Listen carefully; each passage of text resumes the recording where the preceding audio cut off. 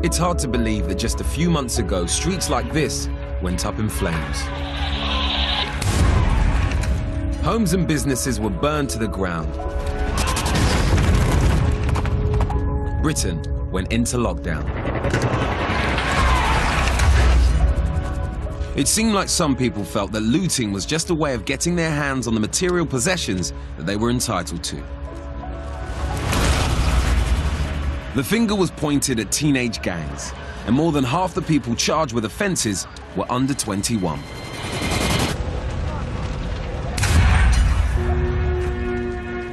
I'm Reggie Yates, and tonight I'm trying to find out what makes gang life the chosen path for thousands of teenagers in Britain's inner cities. But I'm starting off with some pretty firm views. I've long believed that everybody has choices in life, and that no one is forced to become a criminal just because they grow up poor. I grew up on a council estate in a house that for a long period of time was essentially living off of benefits. And I believe that your surroundings don't define who you are. I think it's you as an individual, how much work you're willing to put in, that determines how well you do. But I'm going to test my beliefs on a journey that will take me to some pretty dangerous places. Over the last 3 months, I've spent time with 4 young people who've all been right at the heart of gang life in Britain. It's not been easy for them, but they've allowed me an insight into their world. Aaron was a member of one of the most feared teen gangs in South London and served time in prison. I've done a few things, you know, like robbery, but paid the price for it. Talise has been involved in selling drugs for another London gang and was the victim of a vicious assault. How many times were you stabbed? I was stabbed about 14. 14 times. Shaquille lost a friend to a vicious gangland war. People do get killed out here. I can't even lie about it, innit? And Darren was a member of one of the most ruthless gangs in Manchester. Basically, you wouldn't look at us a lot wrong, because if you did, you'd be the next one in the back of the ambulance. So where does the responsibility lie? Am I right that it's down to the individual and the choices that person makes? Or is it about their environment, things that are often outside of their control? I'm going to try and find out.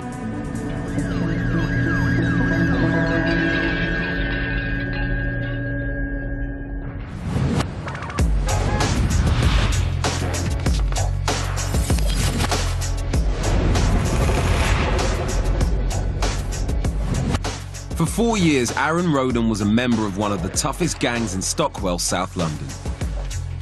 Now he's trying to put his energy to more constructive use. 5 days a week, he packs his sports kit and heads down to the local gym. But he misses the status and fast money that came with gang life. You can never get used to having no money, you know, but it's just something that has to be done sometimes. Obviously, it's depressing, but I just got to accept it, innit? Aaron served 9 months of a 2.5-year sentence for ABH, and since April he's been out on licence, but he's finding it tough. I might not have the strong enough willpower to stay off the streets, you know, and then influences come in from elsewhere, and they will just come and overpower your willpower, you know. So you've got to have the mind and the strength to want to do it for yourself.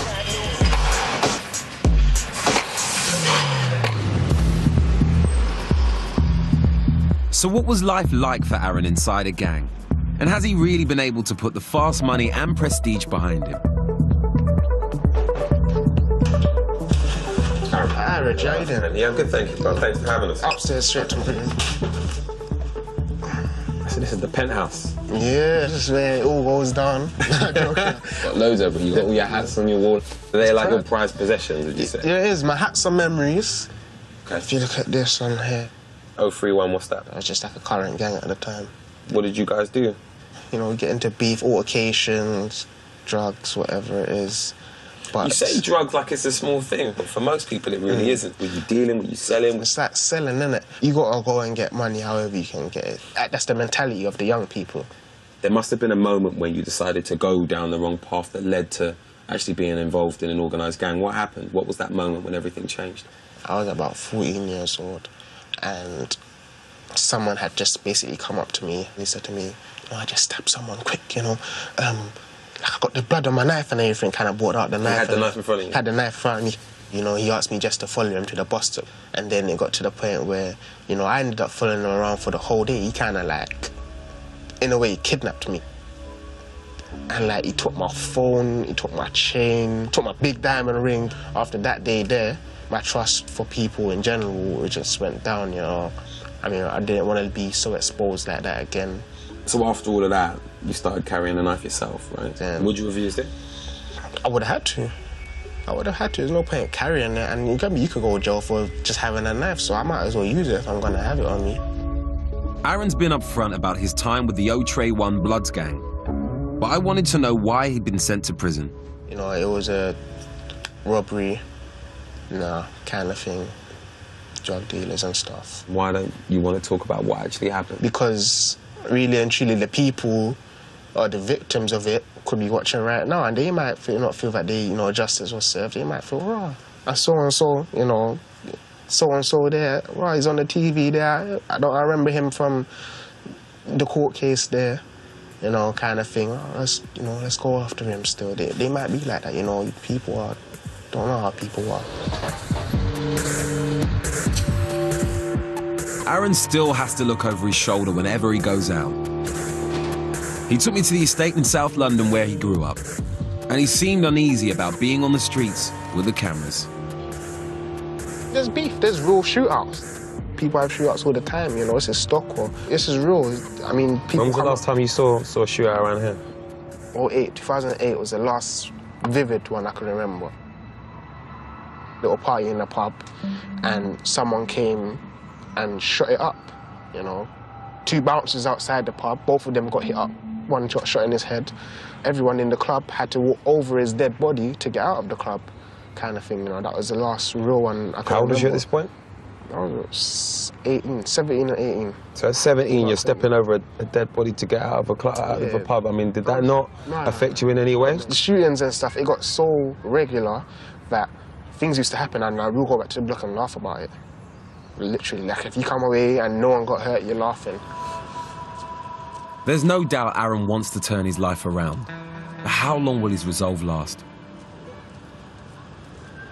Because he spent so much time before he went in being used to the trappings of his former lifestyle, I'm not entirely sure whether he's going to be okay and be able to stick it out. I think that the temptation is massive and I really hope that he doesn't fall to it. One thing I want to get across in this film is that gangs are not just a black issue. In most of Britain's big cities, there are all sorts of gangs, Asian, white and black. So I'm heading to the northwest, once again to find out whether people there choose to join gangs or are they forced into it. Here in St Helens, these young people were part of a rehabilitation scheme. They've all committed serious offences, most involving gang violence. Darren Burns was a member of one of the toughest gangs in Manchester. Now he gets a kick out of helping out at this old gym. How much are you enjoying this then? It is actually quite fun. You throw a few laughs in there with it, Okay. What you make of it yourself, innit? That's it again. Boxing lessons are the most popular part of the course. After watching these young people land some pretty fearsome blows, I took the chance to find out what drove them into gangs. Basically, you wouldn't look at us a lot wrong, because if you did, you'd be next one in the back of the ambulance. That's how it was. And what were you known for? Drug dealing, weapons, fighting, everything. Darren lived in 42 different care homes from the age of 5. At 14, he joined up with Manchester's notorious Gooch gang. Other gang members served time for murder as they fought rivals for control of the drugs trade. You don't look like the sort of person that would have a gun in his pocket. What was it that attracted you to it, and did you not think that this might not be for me? Well, at the time, I'd gone through a stage of being bullied at school, so at the time that was my way out. That was my way of saying, listen, I'm not a muppet. I'm not going to let you trample all over me. So I wanted the reputation that came with it. The reputation where I was like, if you did something, it won't just be me coming to get you, it'd be someone else as well. So you were being bullied as a teenager? Yeah. What was the one moment where you said, I've proved my point now, they won't mess with me again? I went up to the biggest guy in the school and just trampled him all the way down the stairs, because he was the main one. And I was only in year 9 then, he was in year 11. So he was one of the oldest kids in the school when you beat him up? Yeah, I threw him down the stairs. After that point, did things change for you? Did people look at you differently? Yeah. Did you enjoy that? I loved it at the time, yeah. I was thinking, right, I'm untouchable. You get like this sort of invincibility cloak over you. Like no one can touch you. Now that you're out of the gang, do you see it differently? Yeah. Boys will be boys, do you know what I mean? But it's a completely different perspective now. Do you not think it's a bit stronger than boys will be boys? I know what you're saying, but like when you're there, it's like a family. You protect each other. So Darren believes he had to be in a gang as a way of finding security, almost a surrogate family. His environment gave him no alternative. But is he just an exception to my belief that it's all about individual choices? I'm heading back to London for a meeting with someone else who's agreed to tell me her story about life inside a teenage gang.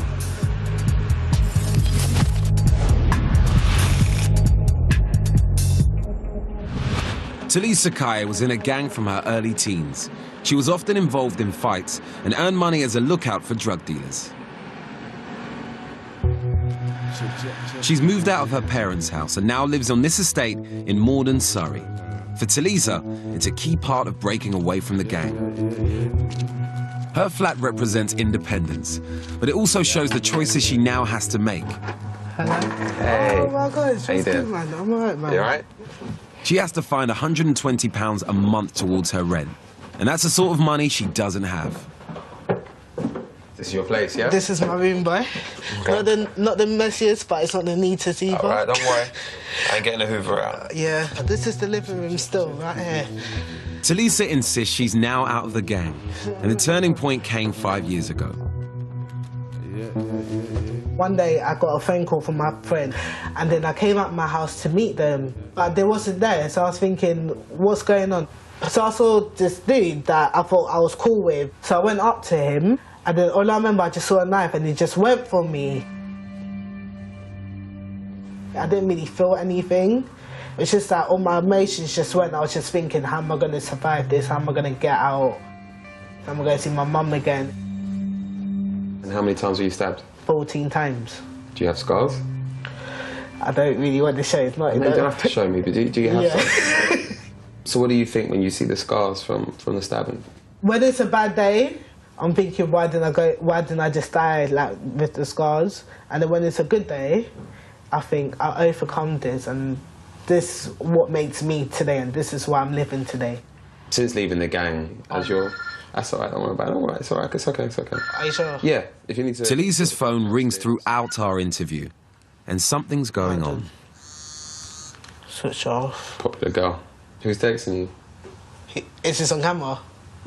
He's actually one of my friends still, but I just leave it to Lil. Why are they texting you so much? I don't know. No? Okay. I've only known Talisa a few hours, but I can tell she knows more than she's letting on. What's going on?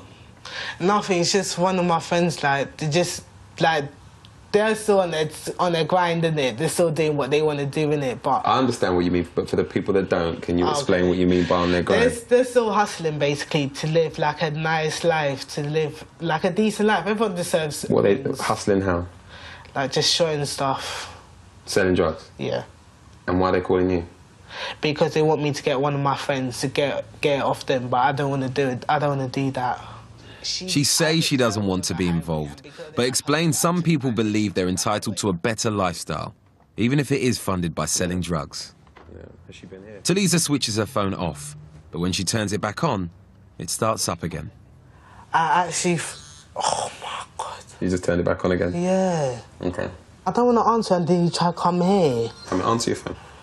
You sure? Now, there's a knock on the door. Who's that? The boy. Stay here. Oh, shall I answer it? Yeah.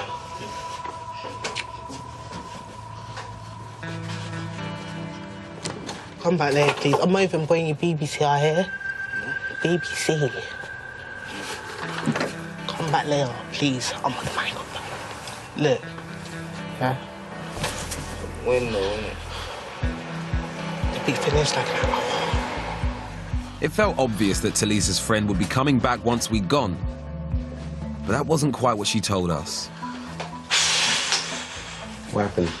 I just told him to go. What did he come here for? Just to talk to him, but I told him to go. Is there a temptation there to get involved? Not even a little one. Why are you so sure? Why am I so sure? Because I know where it can lead me to again. And what can it lead you to? Probably prison or death this time, death for true this time.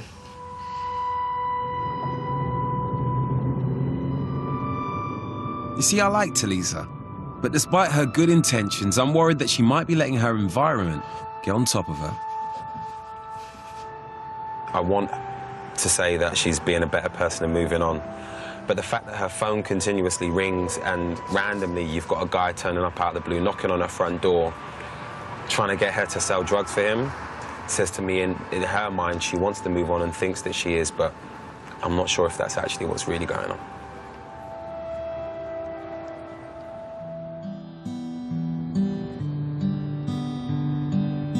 The next day, I met up with Aaron. He'd agreed to take me to another estate close by that was territory of the All About Money gang. They'd had a serious beef with the Otrey One Bloods that Aaron belonged to. It's part of a turf war that has cost up to 10 lives in the last decade. Aaron seemed nervous here, sort of on the alert. A couple of years ago, you know, just come and meet around there for football, just chill around there in the little park. Yeah. You know, at one stage. Do you know what, I've heard about a place called The Hotspot. Is that anywhere near here? Oh, that's right there, yeah. Just literally just there? Yeah, right across What's the that road. then? That's called Stockwell Gardens Estate, also known as Hotspot. Why is it called that then? I think because police always used to be around there, you know. Yeah. Like, yeah, it's just like a bait strip, you know. It's hard to believe that this little parade of shops with a small courtyard could be such a prized piece of gang territory. But this can be a dangerous place. So if we were to go there now with the cameras, myself and you, would that be a problem for you? Yeah, I'm not really trying to condone any of that. Why is that? It's not my job to really do that, you know. I'm not a reporter. However, you know, it's just not me. It's not me. You look really uncomfortable. You look really uncomfortable about going over there. What is it about? No, it's not even about. In particular? It's not even that, but it's like because of my affiliates, you know. They had problems with these lot. So in a situation like this, with someone who was once in a gang going to an area that they shouldn't be seen around, even though they're out, is it still dangerous? It shouldn't be. It shouldn't be, but it can be. I finally realised why Aaron's so nervous here. This area is at the heart of a postcode war between rival gangs. To try and turn their lives around, Aaron and Talisa have signed up for a course of intensive personal coaching. I've come to see what they do and how they get on. It's not in the sort of place I'd expected, right in the heart of London's affluent West End, Covent Garden. It's called Rap Mentors, a private company which offers coaching to young people at risk of getting involved in gangs, and to others who want to become mentors themselves. Is it okay to take your mentee home with you? No! The project manager is 41-year-old David Williams. He spent time in prison 20 years ago, but now wants to help other young people avoid a life of crime. Is it okay to share a spliff with your mentee? He knows that it will be a hard road for Aaron and Talisa. There will always be struggles because, you know, they're living in the same environment, they're in the same community, they know the same friends, and the peer pressure is very, very great. David believes that outside forces can be strong. Did anyone do any of that homework? At the group discussion, Aaron explains why he resisted the temptation to take part in the London riots. Even though I felt like I was missing out on the opportunity, I wanted to be a part of history. His decision not to join in the looting suggests he's already moving forward. Just keep myself still, and obviously I'm on licence as well, so I don't want to go out there and get remanded straight away and have to do my licence plus extra charges. That's, you know what I'm saying?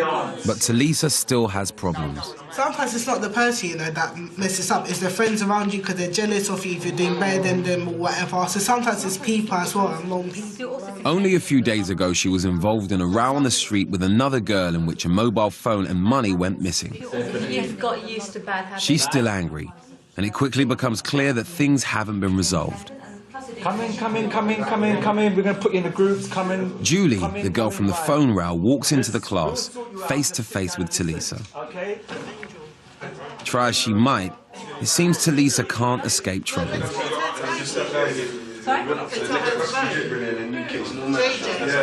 Oh, seriously, man, you're lucky I don't knock you out now. Come on then. Come on then.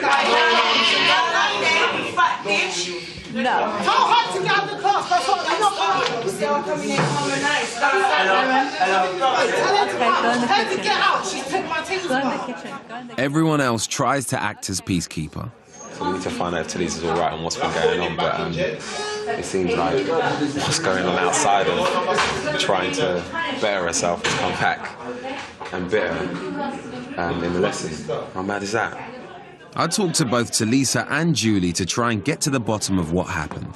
Basically, me and my brother was at Leighton Midland Station, yeah? Then all of a sudden, somebody came up to us, sprayed me in my eye, like, with a Georgian spray, yeah? I wasn't there, I like Angel, I wasn't there when all this, she gave this sister the money. They was telling me what happened. It's a complicated story, to say the least of it.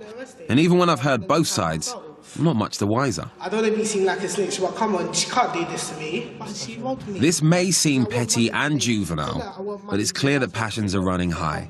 And if they'd run into each other on the street, it could have blown up into something much more serious. Eventually, they make up. For now. Thank you very much, all right? The afternoon has been an eye-opener. I've learned that however much you want to change, things from the world outside can come and trip you up. I've also learned how different Aaron and Talisa are.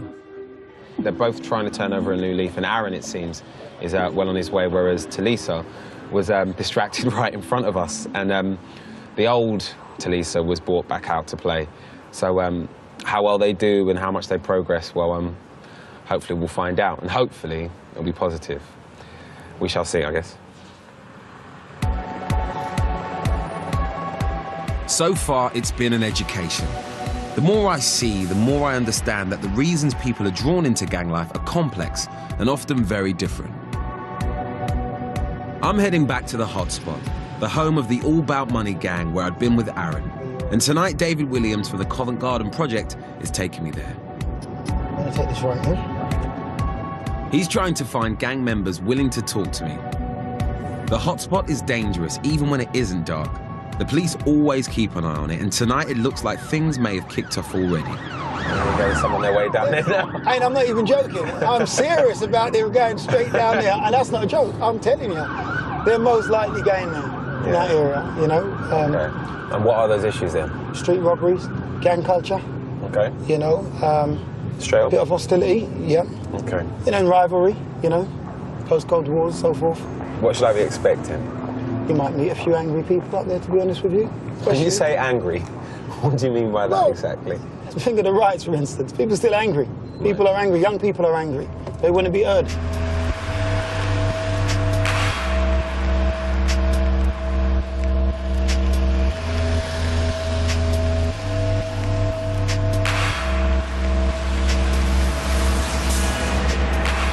They might want to be heard, but tonight, they don't seem to want to talk to me.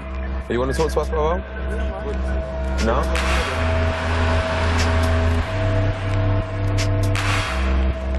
I don't think many people really want to talk to us right now. I mean, the bright light probably isn't helping, but hopefully David will find us someone who's willing to talk to us soonish.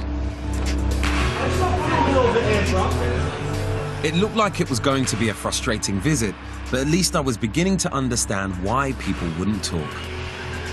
I've just spoken to a couple more guys here in Stockholm, and they keep using the same phrase, which is dry snitching, and they believe that talking to us on camera is basically a gentle version of going to the police and snitching. And the frustrating thing about it, the incredibly frustrating thing about that is the things that they're saying are so valid and so bang on to what we're trying to talk about and discuss in this program that I think frustrated is an understatement. Off camera, people told me they felt poverty and police harassment drove them to seek security in gangs. But they wouldn't tell me on camera. I want them to say to you guys what they said to me, but they're never going to do it on camera at least. Oh, I'm so angry. It makes me so angry. Finally, one man does come forward. You lot up for talking?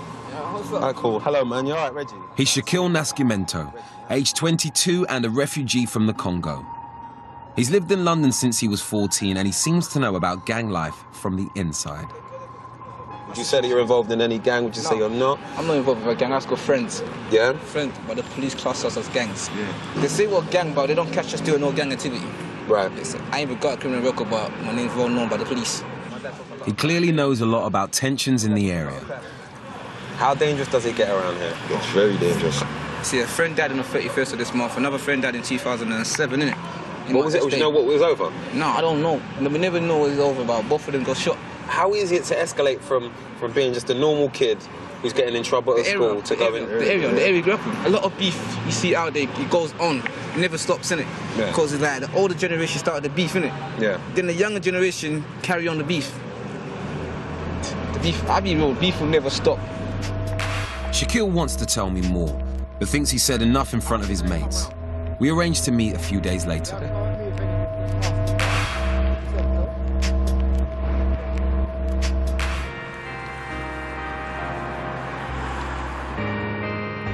London is just one of the many places where teenage gangs have caused big problems.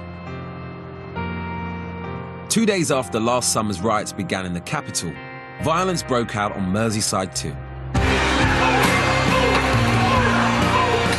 A different city, different people, but many of the same problems, and teen gangs taking a large part of the blame. Gang turf wars here have reached as far as cyberspace. But they're also an alarming part of the real world too. I'm heading for the place that became the focus of the battle between the rival Nogger Dogs gang from Norris Green and the Crocky crew from neighbouring Croxteth.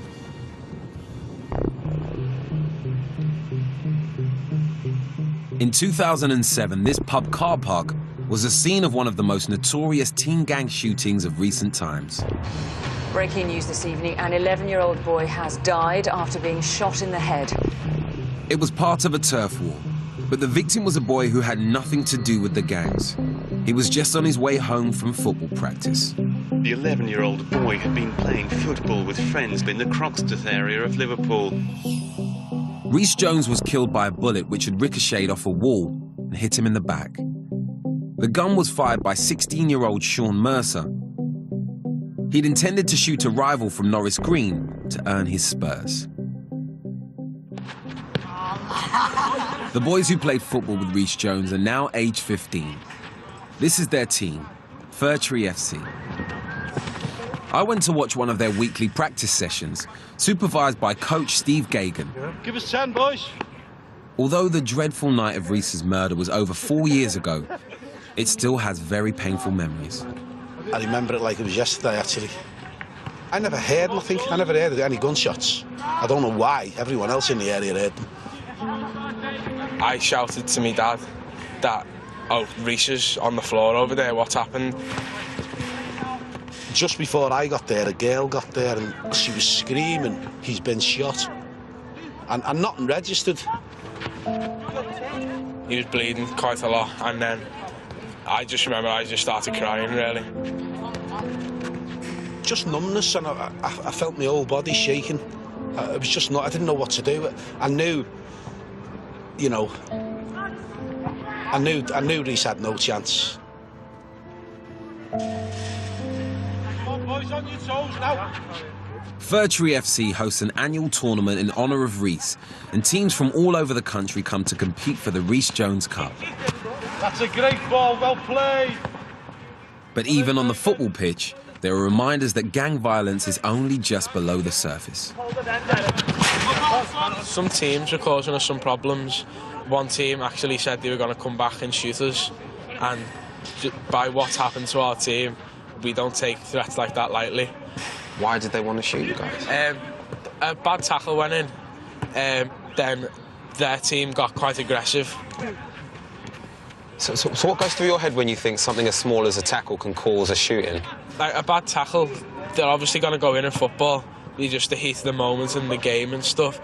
But to say they're going to shoot someone because of a bad tackle, I found that quite disturbing. So, a decent bunch of lads who want nothing more than to enjoy their football can be threatened so casually. I was learning that you can get drawn into street violence, whether you want to be or not. It seems like sometimes you don't even have a choice.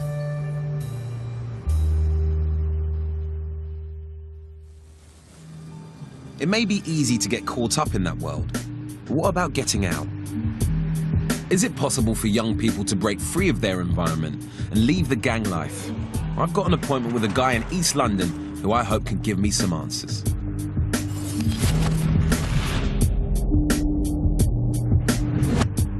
Sheldon Thomas runs a project in Stratford to counsel and rehabilitate gang members. It's called TAG, Target Against Gangs. They use their strong Christian beliefs to try and convince young people that there is a way out. What we've done is to get the main players in these particular gangs and get them to change the guys in the gangs. So we've got a philosophy of each one teach one, reach one. Today they are reaching out to a mother on this estate. Her 15-year-old son has become heavily involved in crime, and she's worried. Both Sheldon and his assistant Gavin McKenna are ex-gang members themselves, so they know the score. But they're not the only visitors today. Must probably come to nick one of them. This is what happens all the time, you know what I mean? The 15-year-old has disappeared. You've come to, what, arrest him? Was he done breach? No, it's a bit more serious than that. I thought so. He needs to be arrested for an arson, basically. It was not him, it was mistake. He needs to be interviewed about it, nonetheless, so... But I discover there's more to the case. Last night, this house was visited by a gang who shut up the windows and front door. It's a message for the 15-year-old, and his family is living with the fallout. People think, this don't happen every day. It happens every day. No one wants to really do nothing because we're sitting in there talking to a mother and a father. And look how distraught the mum was. Yeah. I have to live here. The son that's caused the trouble was never here. Sheldon's one of the people the government speaks to about gangs. He's even had a meeting with David Cameron. Today, I'm watching him in action. Hello, Sheldon. Reggie. What's Sheldon's take on personal responsibility versus environment? Does he think it's down to the individual, or is it about forces beyond their control? But before we get around to any of that, he receives an urgent call. Yeah, this is Sheldon from Gangside. You don't need to worry so much about the 6-year-olds. It's more the 8, 9 and 10-year-olds. A teacher in East London is worried about a gang problem at her school. And the 10-year-olds are very sneaky because they're getting drafted in at that young age. You are hearing it right. Sheldon is talking about primary school kids. In this particular school, they're already showing signs that something's not quite right. With some of the older guys who are about to go to secondary school, they're 10 years old. How would you draw in someone that young? Very, very rarely do you hear a policeman stopping a 10-year-old. They know that, so they give them young guys, look, here's a little £10. Now, £10 to a 10-year-old is lots of money. Right. Before you know it, that's how they get tracked, because £10, another £10, now he's got money. Now, he ain't getting much money at home, because obviously mum's maybe struggling or whatever. So that's how these guys are getting caught up in it. Well, okay. No wonder Sheldon thinks prayer is the answer. Father Lord, as we bring another session to the forefront today, Father Lord. Christianity is at the heart of his project. Keep our mind focused on the young men that we have to go out and sow a seed to. Father Lord, let us have our goals fixed on them to bring them into the kingdom. Today we're talking about who am I? Because everything we do has to relate to what the man there on the road is doing. Sheldon's style is like a street preacher. They step one step, they pull right back. So if you're from He starts by getting his team of former gang members to think about the things we can't control, which upset us. Just touch on it. What exactly are you angry about? Father figure. One, okay. What are you angry about? Things that happened in the past. Exactly. Now I've come to observe, but I'm being asked to offer my thoughts too. I didn't know I was involved. I guess frustrations, various frustrations. Various. Sheldon demonstrates how these outside issues can weigh us down. This is what they're carrying with them at all times. This is them. But he believes we have to accept the hand we've been dealt and move on, rather than letting outside frustrations hold us back. I don't have to get up in the morning and be angry at something I can't do nothing about. What we can do something about, watch this, is about us. It's a persuasive message. The thing that came across most for me was that some of the stuff that he said actually really applied to me, you know. I mean, my start out isn't that different to the people in the room. And hearing what Sheldon has to say sort of rung true with me in some places. We pray, Father Lord, for divine intervention. Although I'd experienced some of the frustrations I'd heard here tonight, I didn't join a street gang, whereas they did. And should I take credit for that? Or had I just been lucky? I left with more questions than answers.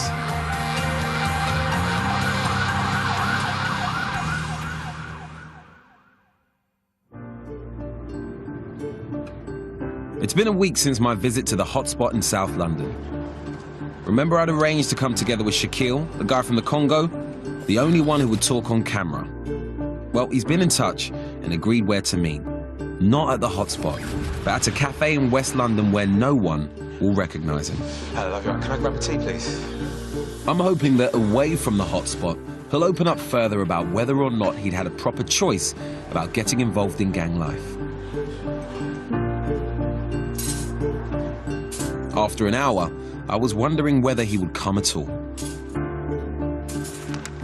When he finally turns up, there's an explanation. The arrival of his new baby. Shaquille. Hello, man. How you doing?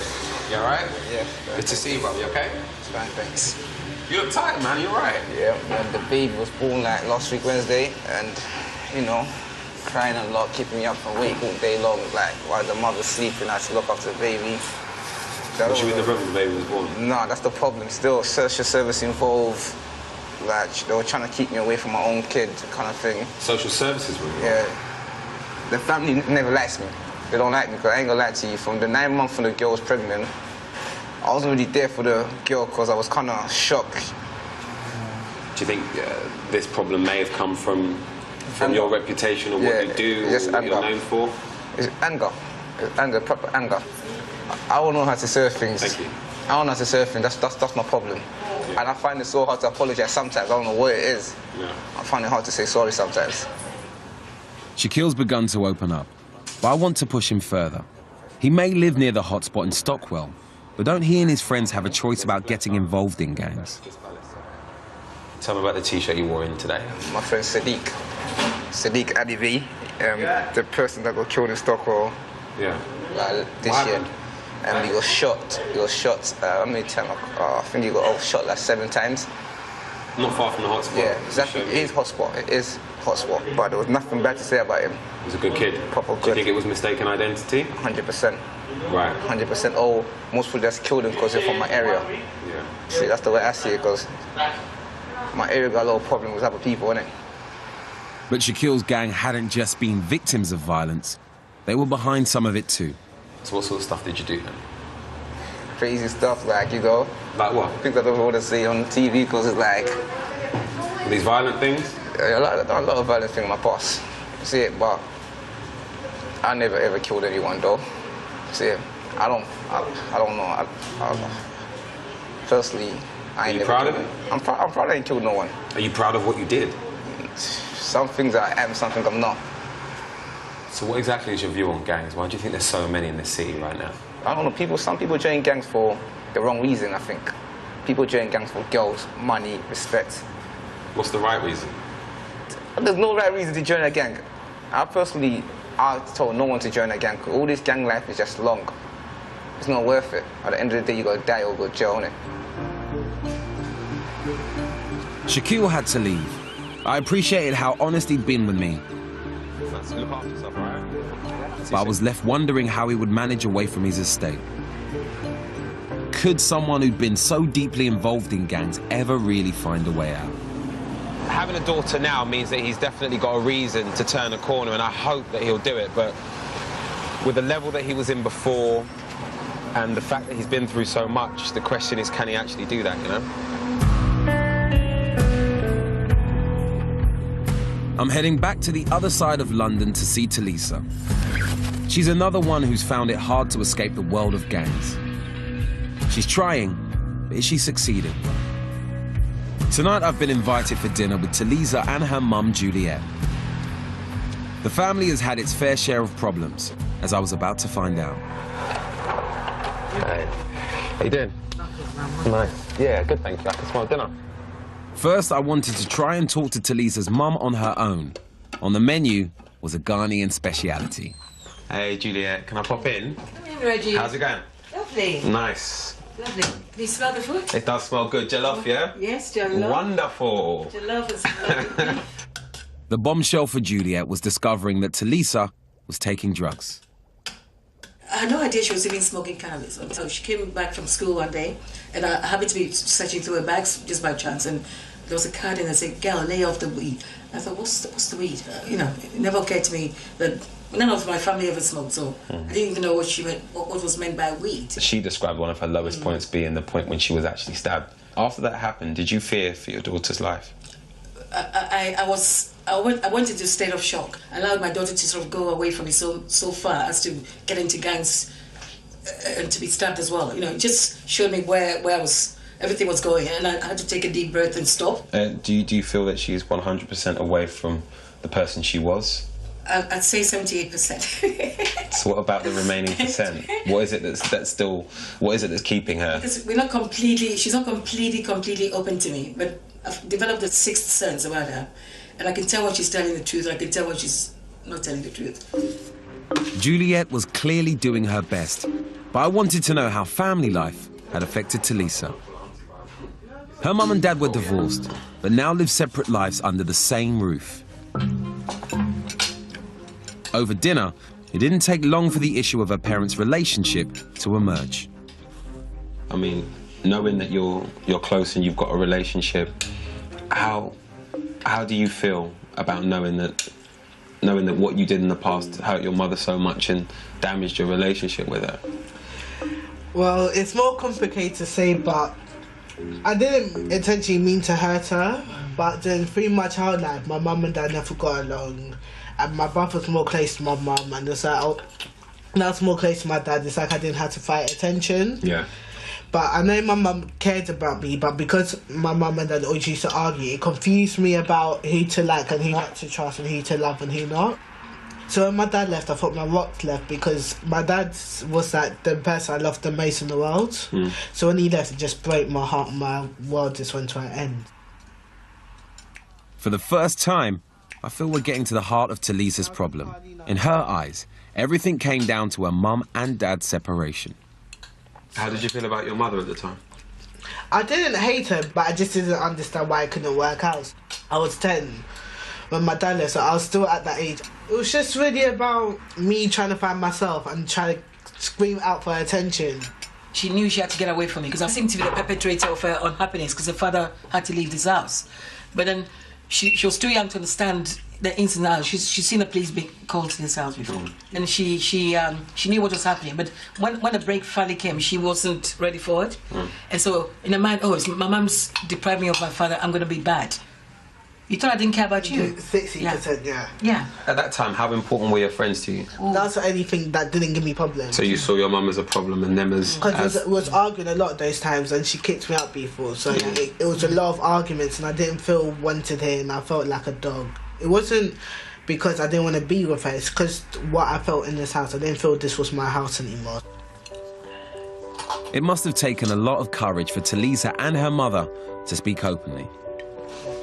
I've had a chance to meet a mum who understands the importance of a stable family and how disruptive it can prove if the influence of a parent is taken away.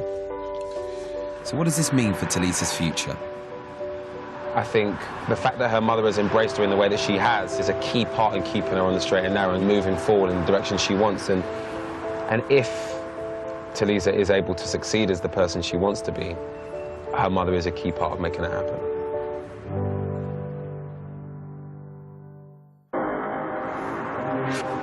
Back in the Northwest, there's someone else I want to see. He lives on this estate in Skelmersdale, 15 miles outside of Liverpool. He's the writer and lead rapper on this video. The song warns about the dangers of carrying knives. JJ. Oh, yeah. Nice to see you, mate. Nice to meet you, brother. You all right? Yeah, good. JJ Hunter was once a member of a gang that terrorized this estate. Now he's going straight. He's got strong views on what drives young people into gang crime. One word: money. People who were driving cars that are worth 50 grand, and moving away into big houses, you know, so they start seeing what they're earning and what they're doing, and then they want to progress with that, don't they? So I think that's where it starts, to be honest with you. Seeing people with a lot of money and a lot of respect, and then you want to aim for that as a child, like, you don't know no different, really. So when you were younger, you saw the gang lifestyle as being glamorous? Yeah, to be honest with you, yeah, it's stupid to say at this age now, but at the time, definitely, yeah.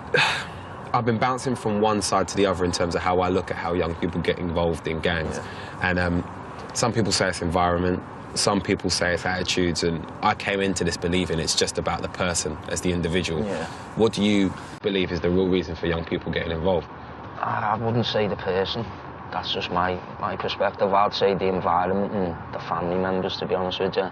Like I said, if you're living in an environment where there's not much going on, and you're seeing people doing more than what you are, and making a lot more money, I think that entices you a little, doesn't it? And that's part of your environment, not yourself, isn't it?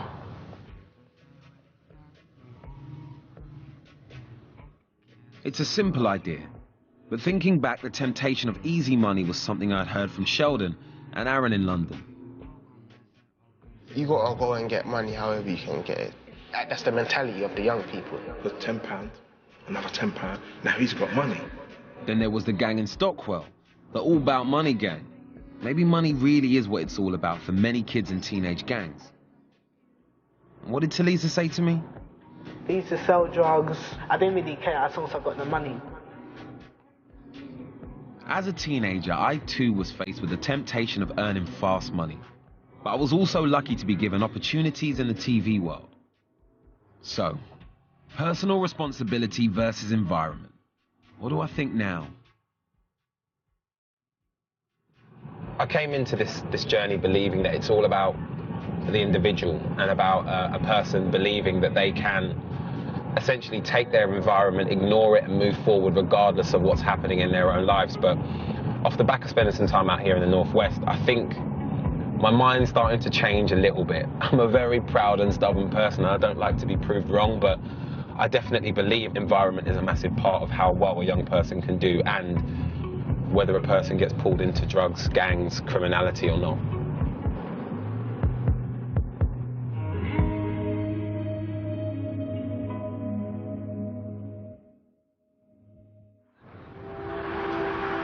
I'm reaching the end of my journey, and it's time to say my goodbyes.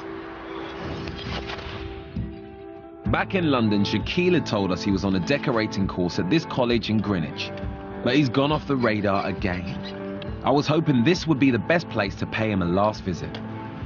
I think Shaquille seems to be a guy who understands what this opportunity actually represents, and yeah, hopefully today we'll see him embrace that. Hello. Hello, Benita. Hi, Hello. Reggie. Benita Ager runs the college, and she was happy to show me around. They're here from 9 in the morning till 3:30. They specialize in offering opportunities to young people from deprived backgrounds. Just right for Shaquille. It was a place that could give him hope and an honest future. So where was he? He was really excited to be on the course. We brought him on. He only attended for a couple of days. He did his induction. Hang on a second, he only attended for a couple of days? Yeah. So is he not here today? He's not here anymore. He's off the course now. Why is he off the course? Because he just didn't attend. We've rang him. He said he was ill one day. Then he said he'd definitely be in the next day. And then the third time we rang, he switched his phone, and we rang him an extra 4 times. We couldn't just get hold of him.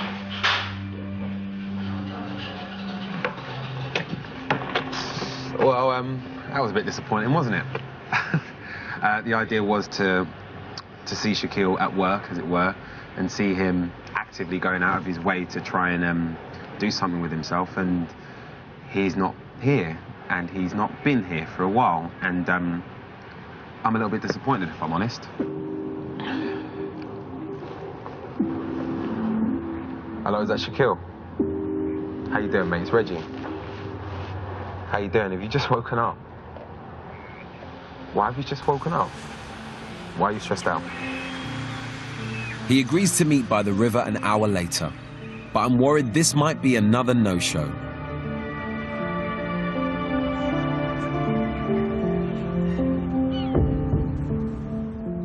When he turns up, he looks like a man who really doesn't want to be here. How you doing? You alright? Yeah, of course. Are you sure? You don't look it. Talk to me, man. What's up? What happened? How comes you haven't been going to your classes? Like, the things they're doing, I've done it a couple of years ago already. They're teaching me things that I already know what to do. Come on. What is it that's so hard about putting yourself out there? No one wants to give me a chance. Someone gives me a chance to change a lot of stuff. Do you know what, though, Shaquille? There's going to be a lot of people watching this right now that don't know you, don't understand the choices that you're having to make right now, and they're going to be thinking, if he just grinds it out, gets himself a job, does what he has to do, and just swallows his pride, everything will work itself out. People could say do this and do that, but when you're living the life that you used to live for God knows how many years and stuff, yeah? It's not that easy for you to give up everything that you had. The only way that I know how to make money is the way that I always make money, and that's not a good way. But I don't know what to do right now, and I'm just stuck, I'll be real with you. Well, you say you're being real. Have you stepped back into that world, or are you No, that's what at I'm the trying to tell you. crossroads? That's what I'm trying to tell you. I've been away for a couple of weeks, yeah? I'm just doing a lot of thinking. The last thing I want to see you do is go down the road that you don't want to go down, but it feels like everything is pushing you in that direction. Realistically, where are you going to end up in 2 years, bro? I'll tell you the truth, I don't know, but I don't want to end up dead or prison. And I don't want you to go the wrong way, brother, but, you know, this might actually be the last time that I speak to you, and I don't want to walk away thinking that you're going to go in the wrong direction. What do you think is going to happen with you? I'll make a promise with you, yeah? I'll try my best not to go back to that way again. What do you really want for yourself? I want to be a good father, and I want to make my dad proud. That's the main things to me. And how do you think you're going to achieve that right now? Get up my challenge and do something positive, but it's hard. It's hard to try. It's hard. I keep trying, but everybody keeps shutting the door in your face. I ain't getting nowhere. I really want Shaquille to keep the promise he's just made to me to give it a go. But sometimes, wanting isn't enough. Look after yourself, love you. I'm sad to be saying goodbye. I feel like Shaquille needs long-term help, but he's also got to learn to help himself. Let's hope he makes it.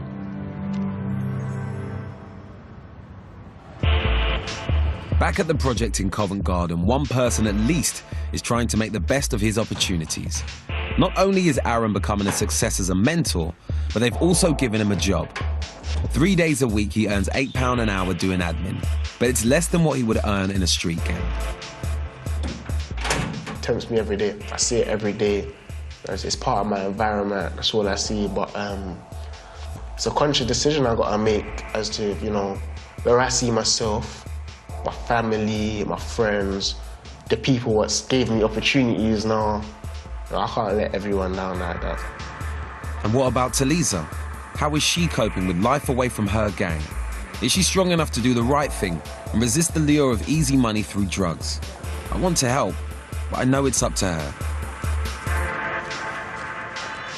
I said we'd go shopping to see if she's managing to budget for herself, but when we meet, she says she's just had to pay £200 in rent arrears. So I lend her 20 quid. I've got to ask you, if we hadn't helped you out today, how would you have paid for your shopping, or would there even have been any shopping today? There would have been no shopping, not gonna lie to you. No? No. What do you do in situations like that then? Like, you just go to your friends, depend on your friends. That is actually expensive. So with the money that you're living off now from benefits, where is all that money going? Be honest with me here? Yeah. Are you smoking any of that money? Not as much as before, a little bit, yeah, but not as much as before. So what would happen if you stopped smoking? Do you not think that you'd have more money? You save the money. Even now, I haven't smoked for like 3-4 days and I feel fine.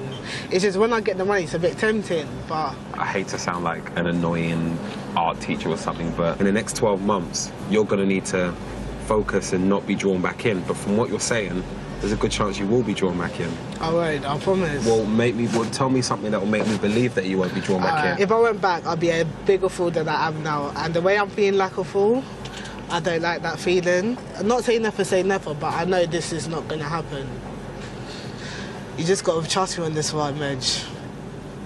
Trust me.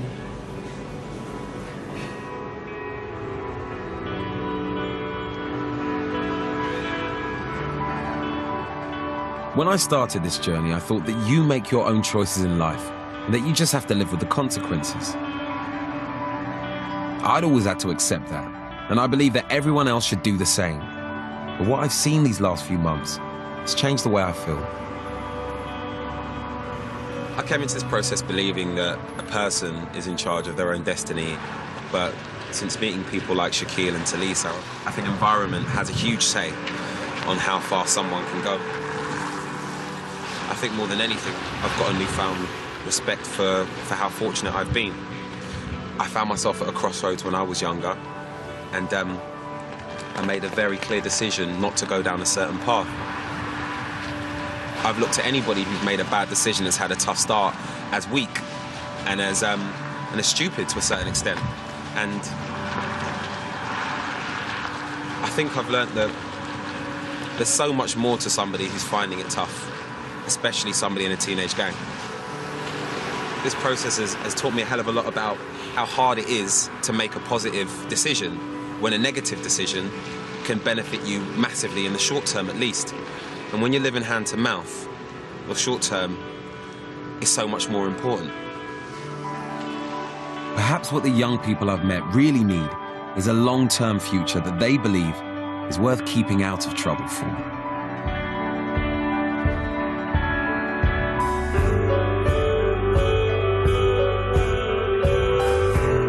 And the Criminal Britain season continues tomorrow night at 9 as Pips Taylor discovers why thousands of rapes go unreported in I Never Said Yes.